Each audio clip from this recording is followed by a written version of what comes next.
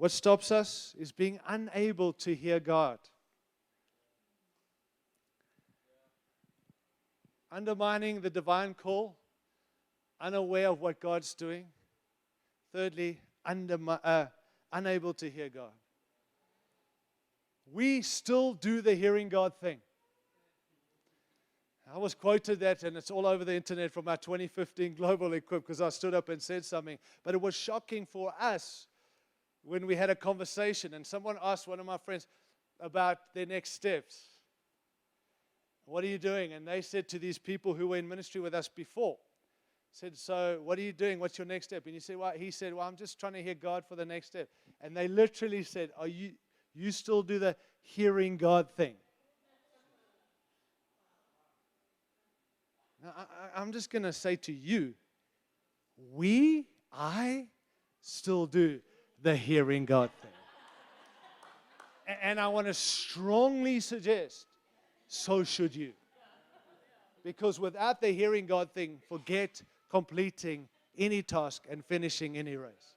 Forget any effectiveness. We still do the hearing God thing. And if you've stopped, you better get back to it, because that's what God's shown us through COVID. Come back to what I'm doing.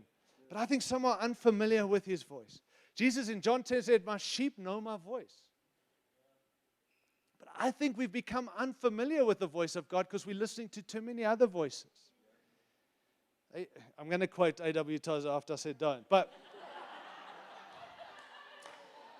I have read the Bible. But listen to this. This is what he said. He said, he just says it so nicely, and I can blame him. But he said, the one who does not expect God to speak will discount every single time that God does speak.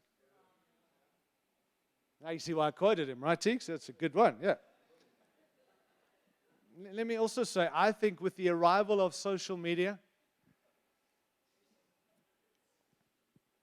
we like to hear ourselves more than we like to hear God. Just while I'm on this hearing God thing, it's very hard to hear what God thinks when we go to God with what we want God to tell us.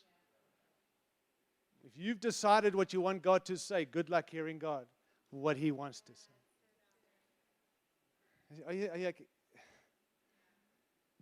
I think those days are over. Where, Lord, I want to do this, give me permission. I'm not looking for permission from God. I want direction from God. That's how we know we're in a safe place. Give me direction rather than I want your permission. I want to do this, and listen, guys, some of the best preachers in the world are writing books and saying stuff. Get God's permission. And I'm saying don't get God's permission. Get God's direction. Then we will be able to hear what God's saying.